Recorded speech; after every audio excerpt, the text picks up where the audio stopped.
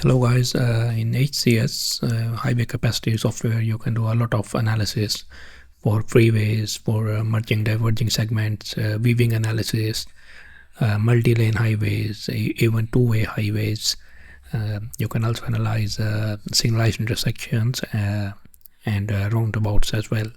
In this video I'm going to show you how you can very easily, just with inputting few details, you can analyze a highway segment. So for that, when you install a highway capacity software, I'm using HCS 7 developed by McDonald's. You go to highways, click highways, and then you have two options: two-lane, multi-lane. So in this example, I'm going to select multi-lane because I'm dealing with a multi-lane highway segment. Once you click multi-lane, you have an option to create a new file or open an existing file. So in this example, we are going to create one from scratch, a new file. So once I click new file, I have this window appears, which is an input window where you can give the name of the analyst, the company you are working with, your description of the project, and so on. You can also, you have an option to give direction name, direction 1, direction 2. Then once you have the direction, it asks for number, how many lanes you want to analyze. The maximum lanes you can analyze each side is 9. So you have an option to put a number between 2 to 9. So in this highway we are trying to analyze, we have 4 lanes each side. So I will put 4 and 4. So at the same time I'm putting data for both directions so that I don't have to come back and enter information for this. Then we have a measured free flowing speed. This free flowing speed means what is the maximum speed on the highway when there is no congestion or no volume. So we have the speed limit of our road is 65 miles per hour. Then the type of median, 65, I have to change both sides are fixed. 65 miles per hour is the free flowing speed. Then the type of median, it has two options: divided or undivided. Divided means there is a physical separation between the two directions, which is the case that we have. We also have a two-way, two-lane segment, undivided and divided. So undivided means there is no physical separation. There's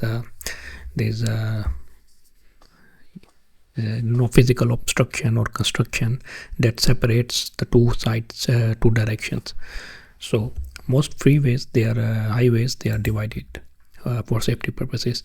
Then the lane width, by default the value is 12 feet each lane, but in our case the lane feet is 10 feet, not 12 feet. So you need to know what is the exact lane feet that you have.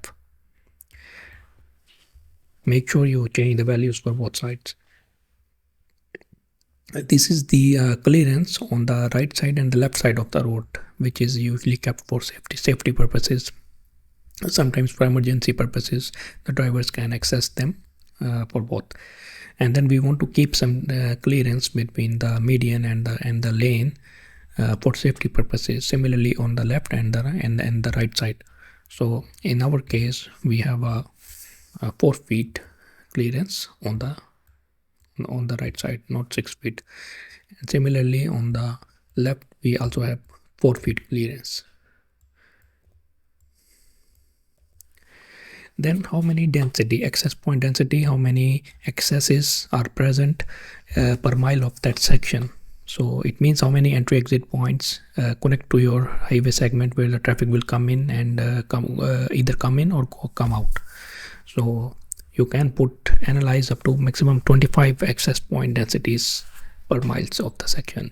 So in our case, we have 5 access points in direction 1 and we have 8 on direction 2. Then it asks for another detail, which is what is the level terrain of your highway. It is on level ground, or it's on highway on a mountainous grade, or you want to give a grade yourself. So we are working in the highway which is on the level grade. If you select specific grade, you need to give the grade percentage here. Obviously that will affect the capacity or the performance of the highway. The most important thing here is, after the lane information, is the volume, the peak hour volume or flow, which is in vehicles per hour, and this should be the volume that you have collected for the peak hour. In our highway, the volume collected in the peak hour was 3239 vehicles per hour in direction 1 and 3119 in direction 2. The peak hour factor that we have for our highway was not 0.94, it was 0.91, and it was same for both sides. So whenever you get the traffic data from a counter or a radar, you also have, when you collect the data, it also gives you peak hour factors, which is very important. Talking in terms of a highway analysis, you should know what is the peak hour factor, which shows the fluctuations within the peak hour in your highway demand. The next important thing is, what is the percentage of trucks in this traffic? In 3,239 vehicles which you observed during the peak hour, what was the percentage of the trucks, heavy vehicles? So this heavy highway is moderately used by heavy trucks, and so we had around 8% trucks in direction 1, and we had around 7% trucks in the direction 2. If you have more information that how much of this percent was single unit and tractor trailer, you can also identify it then, but at least you should put the percentage of trucks in the traffic. Now the driver population, are they familiar with the road, or are they or is it a new road? Is it an old road or it is a new road? So this highway is quite an old one, and so the old drivers are familiar with it. So I will keep this as all familiar. If it is a new highway, you will want to select either mostly or all unfamiliar, because it's a new highway, because the driver population will affect the driver behavior. Then lastly, you have an option to change the bicycle information if your highway has a separate lane for the cyclists. So we don't have any cyclist lane with us, so I will not change anything here. We don't want to analyze cyclist level of service because we don't have cyclists in our highway. But if you have cyclists, you can give the information here. Then once you are satisfied with the information, you can click next here, and then that's it. You go down, and here you have the